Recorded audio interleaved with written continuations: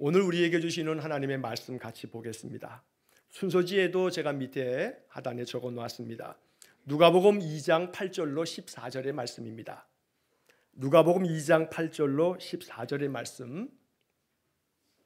오늘은 우리 다 같이 한 목소리로 우리에게 주시는 말씀을 함께 봉독하겠습니다. 함께 읽겠습니다. 그 지역의 목자들이 밤에 밖에서 자기 양떼를 지키더니 주의 사자가 곁에 서고 주의 영광이 그들을 두루 비춤에 크게 무서워하는지라. 천사가 이르되 무서워하지 말라. 보라, 내가 온 백성에게 미칠 큰 기쁨의 좋은 소식을 너희에게 전하노라. 오늘 다윗의 동네에 너희를 위하여 구주가 나셨으니 곧 그리스도 주시니라. 너희가 가서 광보에 쌓여 구유에 뉘어 있는 아기를 보리니 이것이 너희에게 표적이니라 하더니 호련히 수많은 천군이 그 천사와 함께 하나님을 찬송하여 이르되 지극히 높은 곳에서는 하나님께 영광이요 땅에서는 하나님이 기뻐하신 사람들 중에 평화로다 하니라. 아멘. 여러분, 동방에서 예수님을 경배하기 위해서 찾아왔던 이들은 지난 주일에도 잠시 아침에 말씀 나누었던 것처럼 거리상으로 따지면 거의 한 1000km 가까운 거리라고 학자들은 얘기하는데, 달수로 따지면 넉 달에서 길게 잡으면 한 6달 정도를 걸어왔을 거라 이렇게 얘기하는데, 그렇게도 먼 길을 마다치 않고 아기 예수님 그 별을 따라 찾아와서 예수님께 경배를 했지요.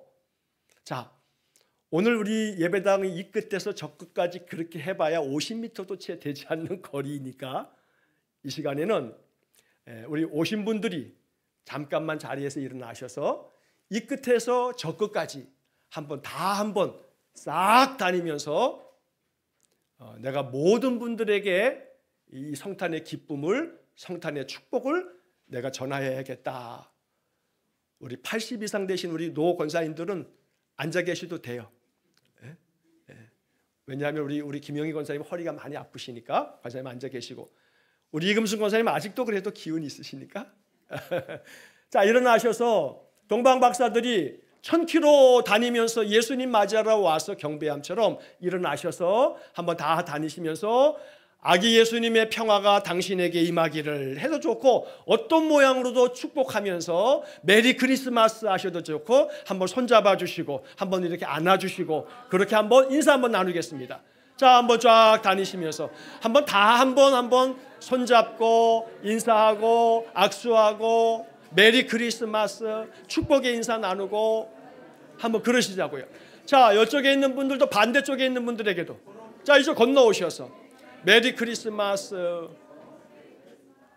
자, 아기 예수님의 그 평화가, 그 사랑이 우리 집사님, 우리 권사님, 우리 장로님 가정의 삶에 가득하기를 원합니다 하고 축복의 인사하고, 또 다른 분들에게 적어도 오늘 오신 분들은 다 한 번씩 한번 인사 한번 나누도록 축복합니다.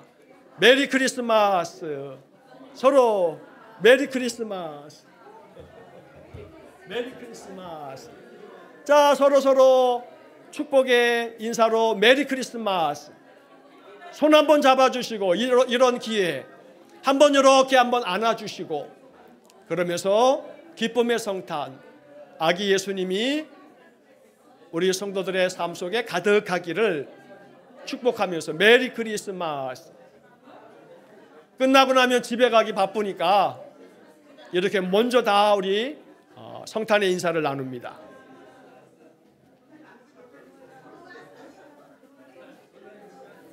메리 크리스마스. 네, 아기 예수님의 그 은혜와 평화가, 기쁨과 사랑이 우리의 삶에 넘치기를 원합니다. 메리 크리스마스. 네, 감사합니다.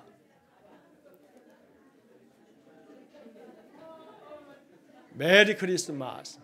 여러분들은 동방 박사들처럼 한 1000km를 다녀오셨어요. 숨가쁘게.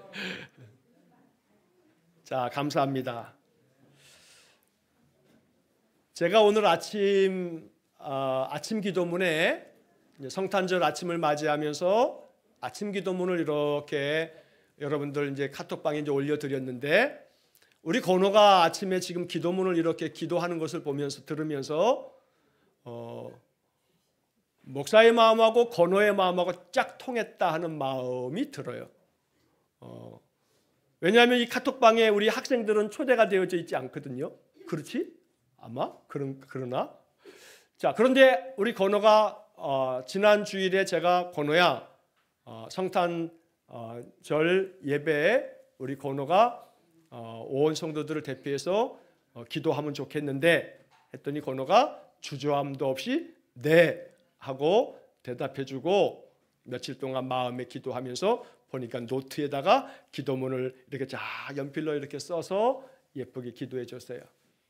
제가 오늘 아침에 아침 기도문을 통해서도 우리가 한 마음으로 기도하기를 원한 것처럼 이 성탄의 아침에도 여전히 내전으로 난민들이 너무나 많이 지금도 집 없이 그렇게 고난을 겪고 있죠. 편견과 차별이 온 세상에, 아니 이 나라에도 많거든요. 다문화 가족들에 대한 편견, 북한 이탈 주민들에 대한 편견, 외국인 노동자들에 대한 편견, 차별, 난민들에 대한 말할 수 없는 차별들, 이 세상에 아직도 가득하거든요. 미움과 갈등과 증오의 마음들은 더 말할 나위 없이 우리 안에도 도사리고 있어요. 우리 안에도 꿈틀거리고 있어요. 뭐만 어떻게 하면 그냥 저 인간 왜 그래 하는 마음이 불쑥불쑥 드는 모습을 보면 여전히 우리 안에 그리스도의 사랑이, 그리스도의 그 자비로운 마음이 우리가 너무나 많이 부족하구나 하는 걸 느끼죠. 그래서 예수님이 오신 거죠. 우리 건호의 기도처럼 말이죠. 이 예수님께서 이 땅에 오셔서 우리는 기쁨으로 이 성탄의 아침을 맞습니다. 자, 그런데 여러분, 예전에도 제가 이렇게 절기가 되게 되면 한두 차례 그런 말씀을 드렸습니다만, 목사들이 설교를 준비할 때 제일 힘든 때는요, 절기 설교예요. 전에도 제가 몇 차례 그런 말씀을 드렸어요. 부활주일이 되고 추수감사리 주일이 되고 성탄주일이 되게 되면 그 주제가 딱 정해져 있는데 읽는 성경 본문도 일정해요. 자, 복음서가 있는데 예수님의 이야기가 적혀 있는 4개의 복음서가 있죠. 마태, 마가, 누가, 요한.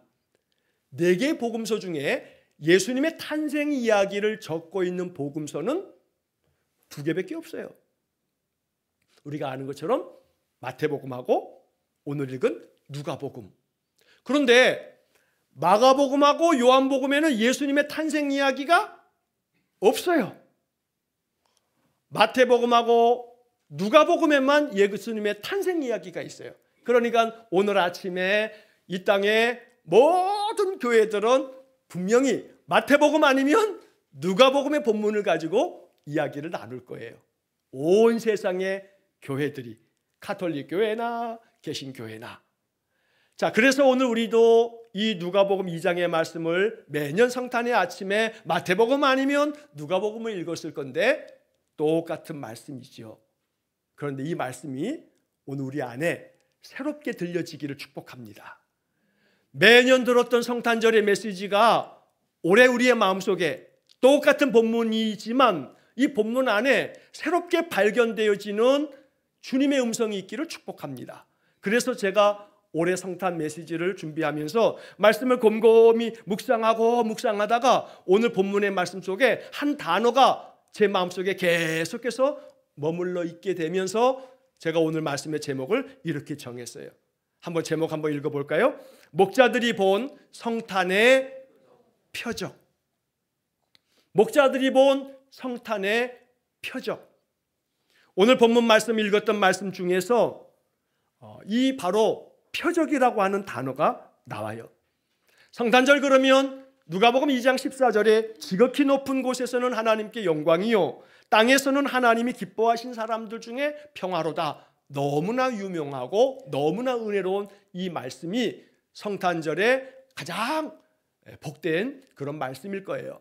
그런데 이것뿐만 아니라 오늘 본문의 이야기에서 우리가 주목해야 할 것이 있어요. 12절 말씀이에요.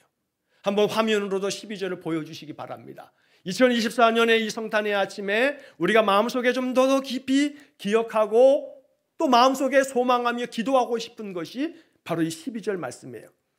자, 12절 말씀에 너희가 가서 강보에 쌓여 구유에 뉘어 있는 아기를 보리니 이것이 너희에게 표적이니라. 이것이 너희에게 뭐라고요? 표적이니라.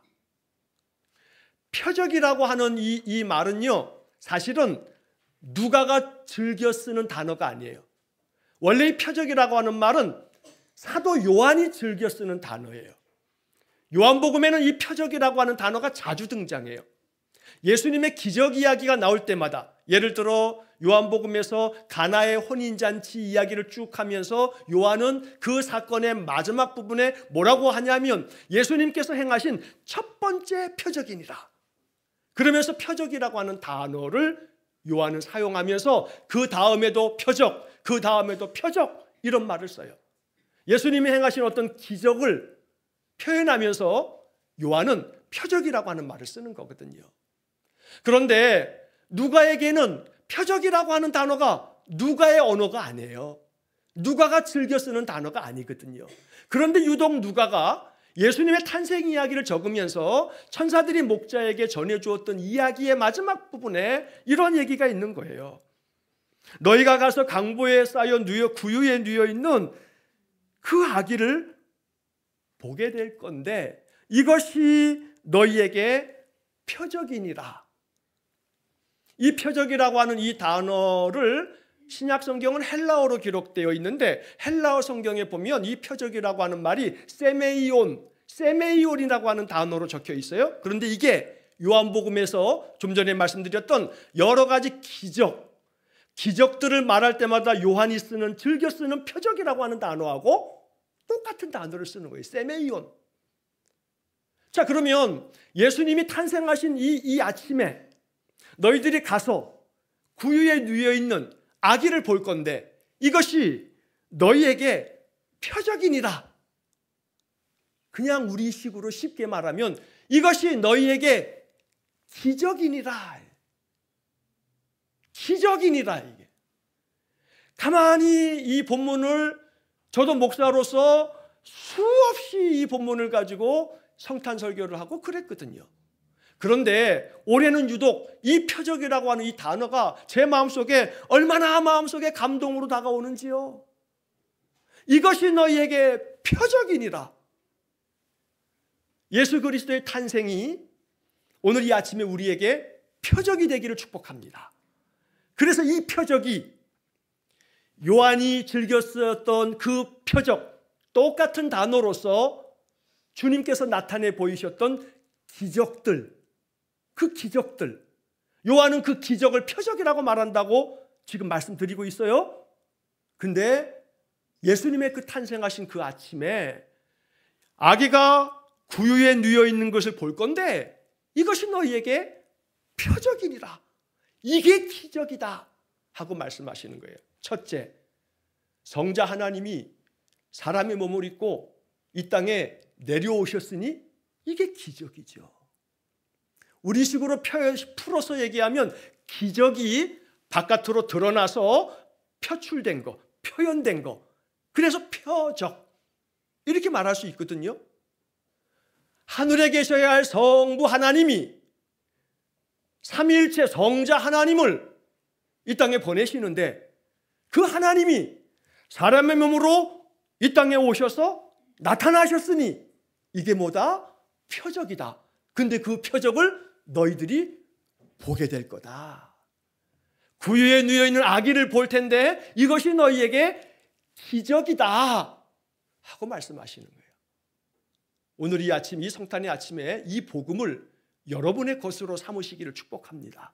여러분, 주일마다 새벽에도 또 수요일에도 예배당에 모여서 예배하든 아니면 또 비대면으로 또 여러분 있는 자리에서 예배하든, 우리가 예배하면 그 예배의 경배의 대상이 여호와 하나님, 그의 독생자 예수 그리스도, 그의 영이신 성령에게 마음으로 전심으로 예배할 때 그 예배의 자리에 누가 임재하여 계시는 거예요? 우리 주 하나님이 임재하여 계시는 거예요. 성령이 임재하여 계시고 독생하신 예수님이 임재하여 계시는 거예요. 그러니까 우리는 아기가 구유에 누워 있는 것을 볼 건데 이것이 너희에게 표적이다. 기적에 대한 새로운 해석이 일어나기를 축복합니다.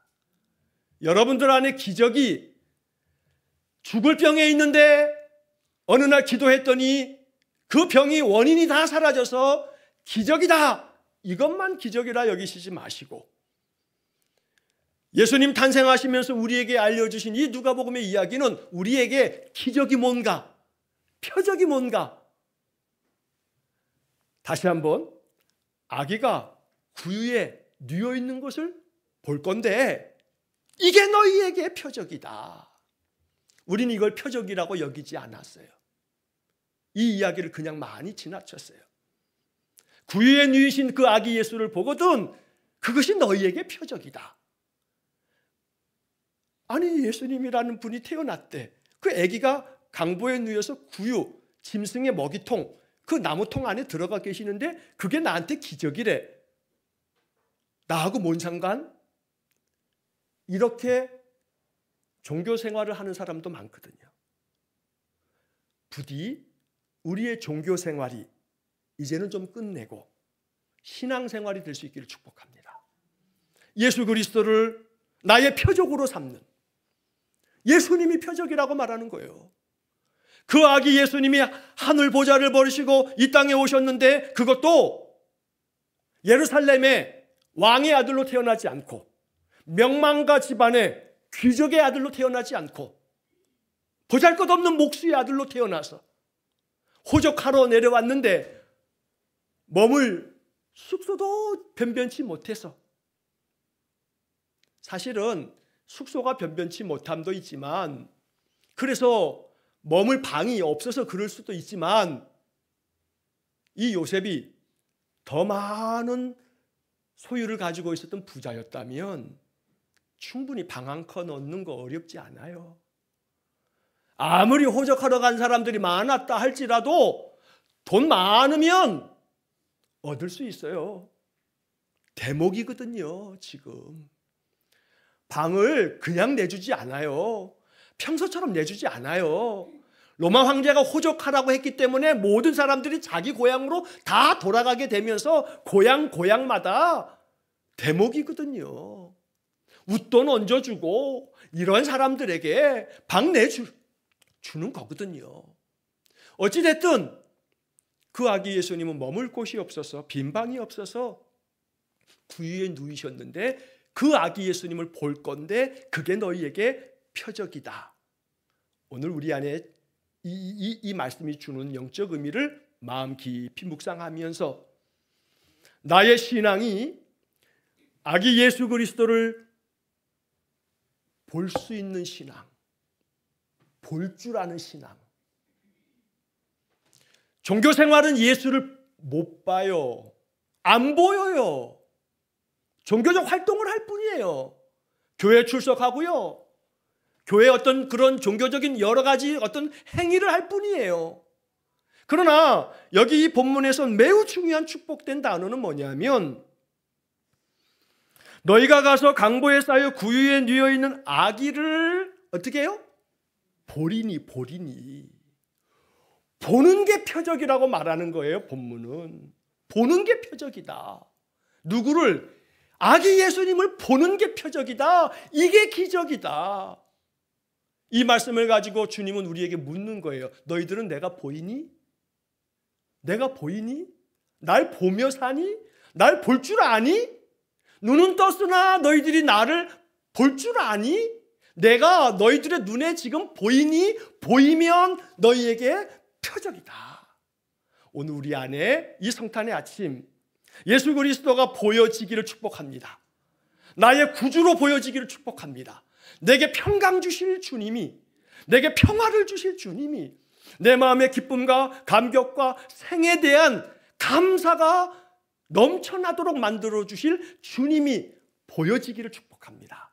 안 보이면 안 돼요. 보여야 돼요. 아기 예수님이 우리 눈에 보여지기를 축복합니다. 이것이 표적이라고 말합니다. 그러므로 종교적인 생활, 종교적 활동을 멈출 줄 알고 신앙의 삶, 영적인 삶, 언제나 어디에서나 아기 예수님을 보고자 하는 열망이 우리 안에 가득하기를 축복합니다. 자, 그런데 이제 이 이야기 속에, 이 12절 속에 이 아기 예수를 볼 건데 그게 너희에게 표적이라 했는데 그 예수님을 이야기하면서 천군 천사는 뭐라고 얘기하냐면 너희가 가서 강보에 쌓여 어디에 있느냐? 구유에 뉘어 있는 그런 아기를 보게 될 거다. 아기 예수님이 하늘에서 이 땅에 오시면서 제일 먼저 아기 예수님이 접촉한 것은요, 물론 아버지, 어머니, 마리아, 요셉이겠죠. 어머니의 품에 안겨 있으니까 그 어머니를 우리는 성모 마리아라고 부르지 않나요? 그러나 그 예수님이 어머니의 품에 안겨 있다가 아기가 잠들면 이 아기를 어디다 내려놓냐 하면 어디에 누이셨냐 하면 어디요? 구유. 너무나 안락한 요람이 아니라 구유. 짐승의 밥통. 이 구유에 담겨져야 있어야 할 것은 뭐예요? 짐승의 밥. 말구유 그러는데 그러면 그건 말이 먹어야 할 밥통. 그 밥통에 예수님이 담기셔서 거기에 누이셨어요. 너무나 안락한 요람이 아니고 구유에 누이신 예수님. 너희가 이것을 볼 거다. 예수님을 보는 게 표적인데 예수님이 어디에 누워있는 예수님을 봐야 되냐면 구유에 누워있는 예수님을 봐야 된다는 거죠. 예루살렘의 왕자의 궁궐에 누워있는 예수님이 아니라 그래서 마태복음이 전하는 예수님의 탄생 이야기하고 누가복음이 전하는 탄생 이야기가 결이 다른 거예요. 왜냐하면 마태복음은요, 유대인들을 위해서 쓰여진 복음서예요. 누가복음은요, 헬라 사람들, 이방인들을 위해서 쓰여진 복음서예요. 유대인들에게 있어서는 메시아가 어떤 분이어야 되냐면 다윗의 후손, 2세의 자손인 다윗의 후손으로 왕으로 오실 메시아거든요. 유대인들은 그걸 기다렸어요. 그래서 마태복음을 시작하면서 복음서의 첫 마디가 아브라함과 다윗의 자손, 다윗이 왕이잖아요. 이스라엘 역사 가운데 가장 위대한 왕. 그 다윗의 자손 예수 그리스도의 세계가 시작되어진다고 복음서를 열면서 마태복음의 예수님의 탄생 이야기는 누가 등장하냐 하면 동방의 박사들이 등장해요. 마태복음 2장에서 이 동방의 박사들은 유대 땅까지 와가지고 왕의 별이니까 왕궁에 있겠지 하고 헤롯 왕을 찾아가잖아요. 유대인의 왕으로 나실 분이 어디 계시냐 하고 묻잖아요. 근데 번지수가 틀렸죠. 예수님은 왕으로 오시지만 왕의 아들로 태어난 게 아니셨잖아요. 그런데 마태는 동방의 박사들을 통해서 왕으로 오신 예수님을 경배하는 모습으로 마태복음 예수님의 탄생 이야기를 적고 있는 거예요. 왜냐하면 예수님은 다윗의 자손 왕으로 오신 분이시기 때문에 바로 그래서 마태복음에서는 예수님을 왕으로 공경하는 황금과 유향과 모략의 예물을 드리는 동방 박사들의 이야기를 마태가 적고 있는 거예요. 그러나 누가는 유대인들을 위해서 쓴 복음서가 아니에요. 그러니까 누가가 복음서를 쓰면서 이 복음서를 받아들게 된 그 당시에 헬라 사람들, 이방인들에게는 예수님이 왕으로 오신 예수님 이런 이미지가 별로 없어요. 예수님은 이 땅의 가난한 자들, 너무나 힘없는 자들, 또 너무나 소외된 자들, 그들에게 찾아오신 정말로 이 땅에 오셔서 우리 인생들과 함께 하실 그럴 주님으로 이 누가는 예수님을 묘사하거든요. 그러다 보니까 누가복음의 이 예수님의 탄생 이야기에서 등장하는 사람은 목자들인 거예요. 목자들이 등장해요. 이 목자들은 그 당시 시대 상황으로 봤을 때 사실은 고귀한 직업이 아니에요. 목자라고 하는 직업은 그저 양들 돌아보고 그러는데 그 양들이라고 하는 것 자체가 더러는 자기 소유라고 생각할 수 있지만 자기 소유가 아닌 사람들이 대부분의 목자들이에요. 여기 등장하고 있는 이 목자들이 자기 양떼들을 치는 거라고 해석하는 이들도 있지만 그 당시에 사회문화적인 배경으로 보자면 남의 양을 치는 거예요. 남의 양을 치면서 그거에 따르는 수고비를 받으면서 살아가는 사람들이에요. 그게 대체적으로 그 시대에 목자들이 가지고 있는 사회적인 지위예요. 직업적으로도 그렇게 인정받는 사람들이 아니에요.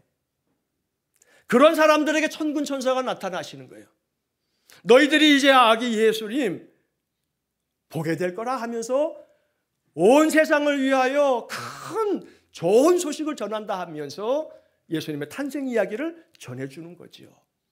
그리고 그 목자들에게 이야기를 하고 있어요. 너희들이 가게 되면 구유에 누워 있는 아기를 볼 건데 이것이 너희에게 기적이다.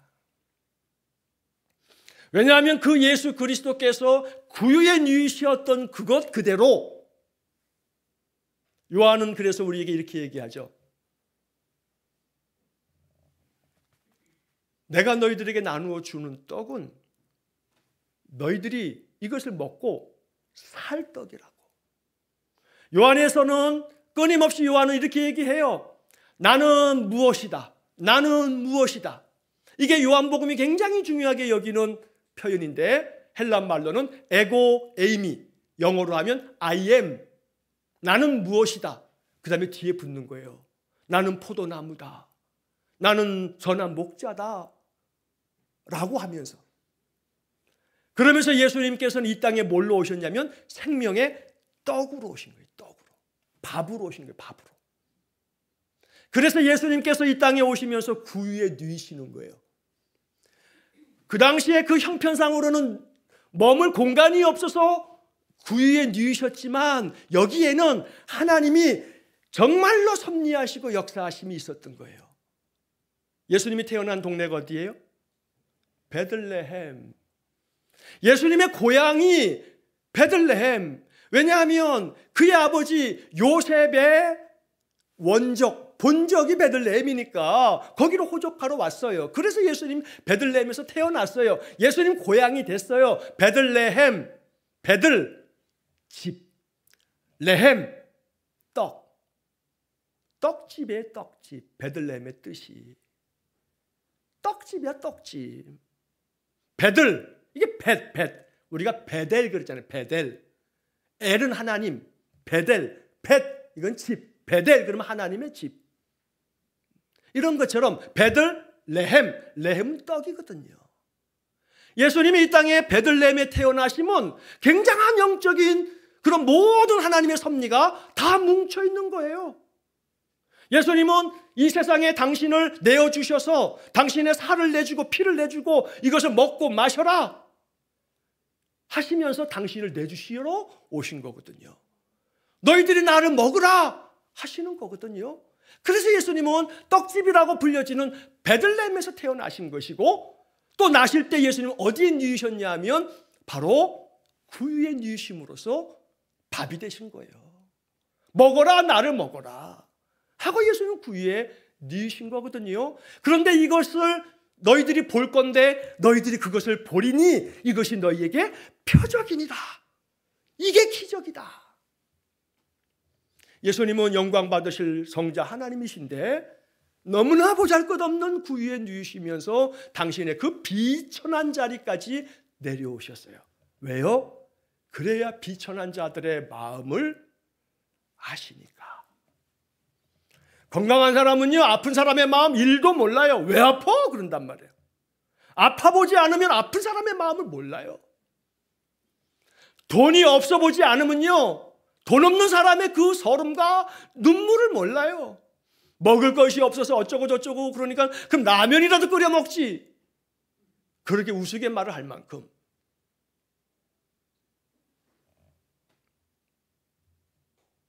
가난한 자들의 마음을 주님은 겪으셨던 거예요. 그래서 가난한 자의 아들로 태어나신 거예요.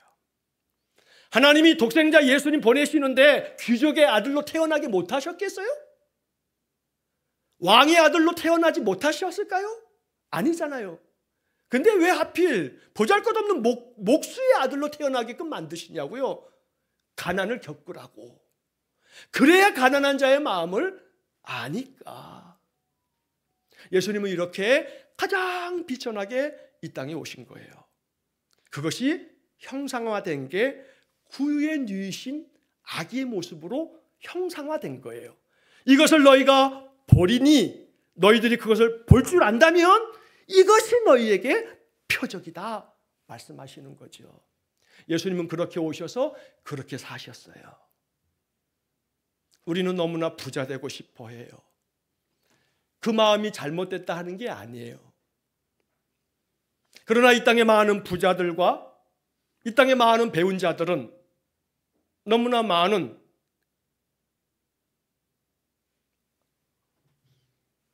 그 이기적인 마음이 그 자신에게 우상이 되어버렸어요. 주머니를 열 줄 모르고 손을 내밀 줄 모르는, 그러면서도 그들 중에 상당수는 예배당에 나와서 종교 활동을 해요. 예수님은 구유에 누우셔서 나를 먹으라고 밥이 되어 주셨는데, 그렇게 그런 모습으로 우리에게 나타내 보이셨는데 우리는 그것을 보면서도 그러면서 그 보이는 예수를 경배한다 하지만 못 보는 거죠. 안 보이는 거죠. 종교적으로만 예수를 대하는 거죠. 정말로 영적으로 예수님을 만나고 그 예수님을 바라볼 줄 안다면 구유에 누이신 예수님, 그래서 그 구유가 짐승의 밥이 되어짐처럼 하물며 사람의 밥이 아닌 짐승의 밥통 안에 누이신 예수님은 이처럼 짐승같이 여겨지는 인생들에게도 나는 그들을 위해서 밥이 되어 주마 기꺼이 사람의 밥통도 아닌 짐승의 밥통에 누이신 거죠. 왜요? 짐승 같은 인간에게도 예수님은 필요하니까. 그래서 구유에 누이신 거거든요. 그러므로 오늘 우리는 이 성탄의 아침에 아기 예수님이 구유에 누이신 이 모습을 보는 목자들에게 천사들은 그것이 너희에게 표적일 거야 하는 이 말씀이 담고 있는 이 영적인 함의를 깨달아야 되겠어요. 여기에 담겨진 이 깊은 영적 메시지를 말이죠. 그래야 우리의 마음이 이 성탄이 홀리데이가 되면 안 되거든요. 점점 성탄의 이 날이 홀리데이가 됐어요. 휴일이에요, 휴일. 예수님께 1000km 가까이라도 달려가서 예수님 경배하는 날이 아닌 홀리데이, 빨간 날, 노는 날이 돼버렸다 이 말이에요. 그래서 오늘 우리는 점점 종교인이 되고 있는 거예요. 영적인 신앙인이 되기보다는 여러 형편이 있어요. 오늘도 출근하시는 분들이 있어요. 오늘도 가게 문을 열어야 되는 분들도 있어요. 또 오늘도 불가불 어떤 자리에 서 있어야 될 사람들도 있어요. 그러니 여러분, 그런 분들이 이 말씀을 듣거든 자유하십시오. 이 이야기가 여러분들에게 멍해를 씌우고자 함이 아니에요. 그럴 수 있어요. 그러나 우리의 마음 중심이 구유에 누이신 아기 예수를 볼 줄 아는 사람들, 바로 그런 사람들이 되자고, 그럴 때 그것이 우리에게 기적이라고 말씀하시는 이 말씀의 영적 의미를 우리 마음속에 깊이 품자는 의미에서 말씀을 드리는 겁니다. 그러므로 오늘 이 예배당에 나와 있든 이 예배당의 자리가 아니든 관계없어요. 우리들의 마음속에 이 누가복음 2장이 전하는 이것이 너희에게 표적이라 하는 말씀을 듣게 되거든, 오늘 아침에 듣든 이따가 제가 이것을 유튜브 영상에 올리면 나중에라도 오늘 저녁에라도 이 말씀을 듣는 여러분들의 마음속에 예수가 보여지기를 축복합니다. 그런데 그 예수는 오직 세상의 기준으로 한다면 성공된 인생을 살아갈 예수가 아닌 마지막에서는 자기의 목숨도 십자가에서 내주는 예수, 태어날 때부터 짐승의 밥통에 누이신 예수, 그 예수가 보여지시기를 축복합니다. 그것이 표적이고 그것이 기적입니다. 그걸 알 때 우리의 삶은 보다 더 겸손해지고 보다 더 이기적인 마음을 좀 꺾고 나만 알고 내 가족만 아는 이 옹졸한 이 작은 마음을 좀 부수고 좀 더 넓은 마음으로 세상을 바라볼 줄 아는 눈이 열릴 겁니다. 오늘 아침 기도문을 제가 아침 톡에 올렸던 것을 다시 한번 읽어드리겠습니다. 지극히 높은 곳에서는 하나님께 영광이요 땅에서는 하나님이 기뻐하신 사람들 중에 평화로다. 사랑의 하나님, 평화의 왕으로 이 땅에 오신 우리 구주 예수님께 찬송과 영광을 올립니다.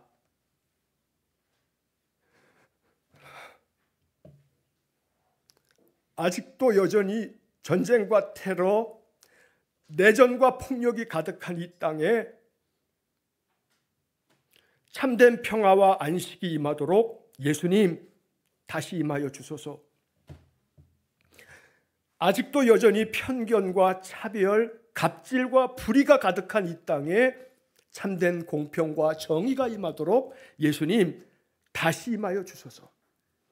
아직도 여전히 미움과 갈등, 학대와 증오가 가득한 이 땅에 참된 사랑과 용서가 임하도록 예수님 다시 임하여 주소서. 아직도 여전히 가난과 질병, 고독과 절망이 가득한 이 땅에 참된 회복과 희망이 임하도록 예수님 다시 임하여 주소서. 마라나타 주 예수님 어서 오시옵소서. 이 땅에 다시 오셔서 불쌍한 우리 인생들의 삶에 긍휼과 은혜를 베풀어 주소서. 예수님의 이름으로 기도합니다. 아멘. 오늘 우리들의 마음속에 이 땅에 오신 예수님이 이 땅에 오신 이유는 바로 구유에 누이시려고, 그렇게 마음껏 당신을 내주시고 나타내 보이시려고 그 오신 예수님을 오늘 이 아침 볼 수 있는 영의 눈이 열리시기를 축복합니다. 그래서 더 내 가족을 사랑함과 같이 내 주변 사람들을 긍휼히 여길 줄 아는 마음으로, 또 이 땅에 함께 이 시대를 살아가는 많은 사람들을 위해서도 또 같은 마음으로 기도하면서 오늘 우리들의 신앙이 예수 그리스도께서 이 땅에 오셔서 주셨던 그 놀라운 은혜와 놀라운 평화와 축복이 나를 통해서 조금이라도 사람들에게 전해지는 그런 축복된 믿음의 사람 되어질 수 있기를 축복합니다. 오늘 누가복음의 많은 구절들 속에서 바로 이 12절 한 구절의 말씀을 묵상합니다만 정말로 주님의 탄생이 우리에게 표적이 되므로 그 예수 그리스도께서 내 안에 거하심으로 예수님과 같이 낮아지고 낮아지는 마음으로 언제나 구유에 누이는 것을 주저하지 않는 신자가 될 수 있기를 축복합니다. 그래서 나를 통해서 사람들이 살아날 수 있다면 내가 언제라도 구유에 눕겠다 하는 마음으로 주님을 따르는 아름다운 신자가 되시기를 주의 이름으로 간절히 축원합니다. 함께 기도하겠습니다. 자비로우신 하나님 감사합니다. 목자들이 보았던 성탄의 표적은 구유에 누이신 아기 예수를 보는 것인데 오늘 우리 안에 그 예수님이 보여지기를 원합니다. 예수님을 볼 수 있는 눈이 열려지기를 원합니다. 주님께서 이 땅에 오시면서 정말로 그토록 원하셨던 이 세상의 평화가 오늘 우리가 사는 이 시대는 아직 멀었습니다. 평화가 없습니다.